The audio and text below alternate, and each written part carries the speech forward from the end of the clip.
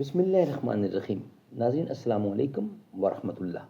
ناظرین، آج کا سبق 13 اکتوبر 2025 ربیع الثانی 1447 ہجری۔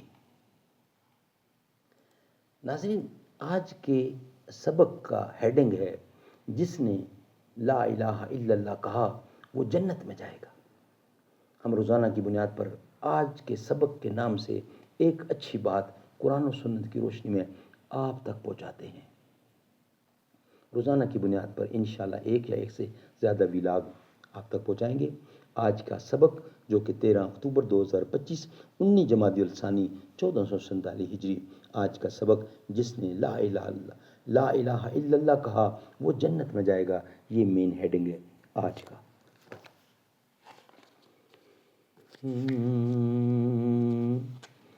یہ کہہ رہی ہے اشاروں میں گردش گردوں کہ جلد ہم کوئی سخت انقلاب دیکھیں گے۔ انقلاب صبح کی کچھ کم نہیں، یہ بھی دلیل پتھروں کو دے رہے ہیں آئینے کھل کر جواب۔ تو شاہین ہے، پرواز ہے کام تیرا، تیرے سامنے آسماں اور بھی ہیں۔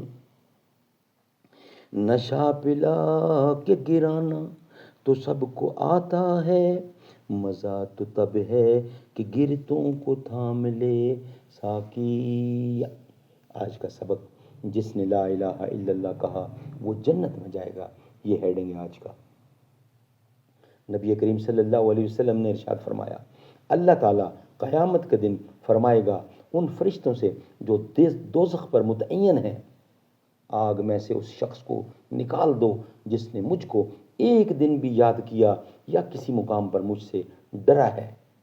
اس حدیث شریف کا مفہوم یہ ہے، من قالا لا الہ الا اللہ خالصا من قلبہ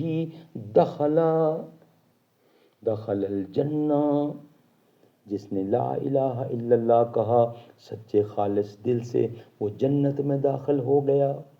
اور مراد خوف اور ڈر سے یہاں اپنے اعضاء کو گناہوں سے محفوظ رکھنا، اعضاء کو نیکی اور عبادت میں مشغول رکھنا ہے، اور دلیل اس کی یہ حدیث شریف کی دعا ہے، اللہم اقسم لنا من خشیتک ما تحول بہ بیننا و بین معاصیک۔ اے اللہ، مجھے اپنے خوف کا وہ حصہ عطا فرما جو میرے اور تیرے گناہوں کے درمیان حائل ہو جائیں۔ پس خوف خدا اسی کا نام ہے جو گناہ سے دور رکھے، اور گناہوں میں ملوث آدمی کا خوف خدا پر دعویٰ غلط اور جھوٹ ہے۔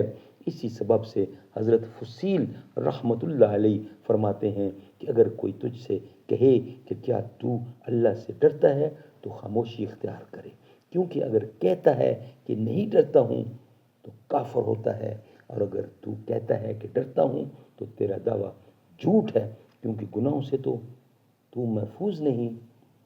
سبحان اللہ، سبحان اللہ۔ ناظرین، روزانہ کی بنیاد پر ہماری کوشش ہوتی ہے کہ ایک ویلاگ اس کے متعلق آپ کے سامنے رکھا جائے۔